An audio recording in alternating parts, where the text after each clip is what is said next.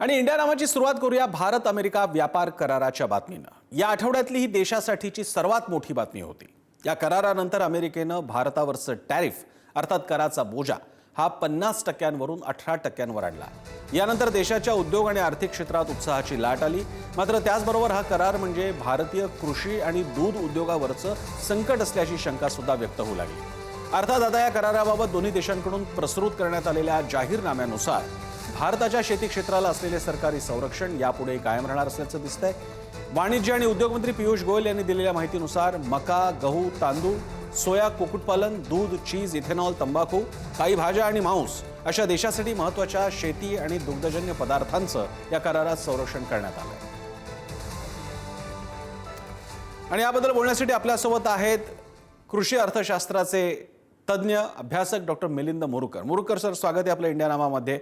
हा अहवालाबाबतीत आता जाहीरनामे दोघांकडून सुद्धा जाहीर करण्यात आलेले आहेत आणि पहिल्यांदा जे आरोप होत होते की हा कृषी क्षेत्राच्या विरोधात जाणारा, भारतीय कृषी क्षेत्र अमेरिकी उद्योगासाठी खुलं करणारा करार आहे, त्यावरती आता सरकारचं स्पष्टीकरण येते की असं नाही आणि त्यांनी ज्या संरक्षित बाबी आहेत त्याच्याही बाबतीतले उल्लेख समोर येत आहेत बातम्यांमधून। तुम्ही याकडे कसं पाहता?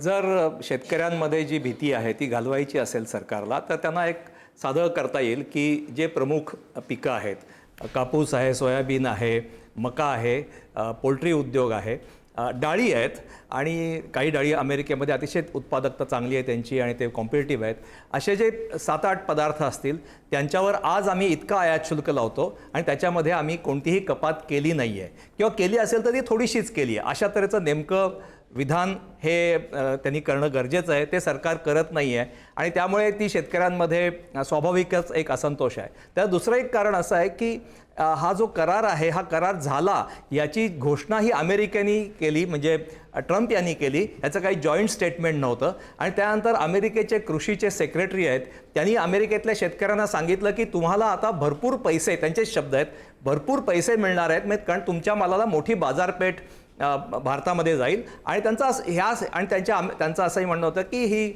0% आयात शुल्क भारत सरकार लावेल। तर हे जे सगळं अमेरिकेत सांगितलं गेलेलं आहे, करारसुद्धा जाहीर पहिल्यांदा तिकडून झाला। त्यानंतर जर सरकारला शेतकऱ्यांमध्ये जी भीती आहे ती घालवायची असेल तर त्यांनी नेमकेपणाने हे 7-8 पदार्थ आहेत त्याच्यावर आम्ही आयात शुल्कात कोणतीही कपात केली नाही असं सांगितलं पाहिजे। जनरल स्टेटमेंट्स करून ही भीती जाणार नाही असं मला वाटतं। आणि ही भीती असण्याचं कारण अनेक प्रकारे, उदाहरणार्थ अमेरिकेने 50% आयात शुल्क लावलं, त्यात पुन्हा 18वर आणलं, ही अमेरिकेची एक स्ट्रॅटेजी आहे, ट्रम्प यांची एक रणनीती असते की प्रचंड मोठे आयात शुल्क लावायचं आणि मग ते कमी करायचं। त्यामुळे त्यांचं कमी करणं हे आपलं यश नाही, तर आपण आधी जे अत्यंत कमी आयात शुल्क म्हणजे 3%वरून 18% म्हणजे जाणं, हाही आपलं इथं असं तुलना आपण केली पाहिजे। त्यामुळे आपल्याला जे म्हणजे आपल्याला हे जी पार्श्वभूमी आहे हे लक्षात घेता शेतकऱ्यांच्या मनामध्ये जी भीती आहे ती स्वाभाविक आहे असं मला वाटतं। त्यामुळे नेमकेपणाने सर विधानं आली तरी भीती जाऊ शकेल। मुरुकर सर, पण या पातळीवरती पहिल्यांदा एक बघितलं जातं की 50%वरून 18%पर्यंत टॅरिफ आणण्यात आलेलं आहे, जे साऊथ एशियन कंट्रीजमध्ये, दक्षिण आशियाई देशामध्ये सर्वात कमी असं म्हटलं जात आहे। त्यानंतर हाही विचार केला जातो की शेवटी जर का व्यापार असेल तर दोन्हीकडनं काही घेणं काही देणं आलंच। पण या निमित्तानं म्हणजे आमच्या आता ग्राफिक्समध्ये सुद्धा मुद्दा आहे, जवळपास काही $1 ट्रिलियन अमेरिकन मार्केट भारतीय उद्योगांना खुलं होतंय। तेव्हा सरकार किंवा त्यांचे समर्थक यांचं म्हणणं आहे की याही गोष्टींकडे आपण बघणार आहोत का? आपण अजूनही 90च्या दशकातील प्रोटेक्टेड इकॉनॉमीच्याच टेम्पलेटमध्ये राहणार आहोत का? आपल्यालाही बाजारात जावं लागेल, जगाच्या चव्हाट्यावर जावं लागेल?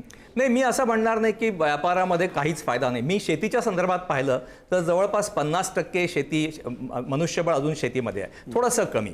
त्यामुळे आपण शेतीबद्दल प्रोटेक्शनिस्ट आहोत। याचं कारण आपण शेतीमधून बाहेर अनेक उद्योग जे व्हायला पाहिजे होते आणि माणसं शेतीमधून बिगर शेतीमध्ये जायला पाहिजे होतं तशी गेलेली नाही आहेत। त्यामुळे हे प्रोटेक्शनिस्ट असणं हे स्वाभाविक आहे। त्यामुळे माझा जो दृष्टिकोन आहे तो शेती क्षेत्राकडून मी त्याच्याकडे पाहतोय आणि आपल्याला असं दिसत नाही आहे की फार मोठी कृषी क्षेत्रासाठी प्रचंड निर्यात होईल आणि कृषी क्षेत्राला त्याचा फायदा होईल, अशा तऱ्हेची परिस्थिती नसल्यामुळे अमेरिकेमधली उत्पादकता, असंख्य सोयी सुविधा आणि त्यांची एफिशियन्सी आणि प्रचंड सबसिडी हे सगळं पाहता ही कृषी क्षेत्रावरची मोठी संख्या पाहता ही धास्ती आहे. पूर्णपणे ट्रेड लिबरलायझेशन करणं चुकीचं अशी माझी भूमिका नाही आहे. पण कृषी क्षेत्रातून पाहता त्यांनी जी शेतकऱ्यांना भीती आहे ती मला स्वाभाविक वाटते. आणि ज्या पद्धतीने अपारदर्शकता ह्याच्यामध्ये आहे, एकदम जो रखडलेला करार होता तो त्याच्या वाटाघाटी चालू नव्हता, तो एकदम 72 तासामध्ये काहीतरी घडतं आणि तो करार होतो. बरं, यामुळे ह्या भीती मला स्वाभाविक वाटते. धन्यवाद मुरुकरजी. पुढारी न्यूजशी या इंडिया नामाच्या या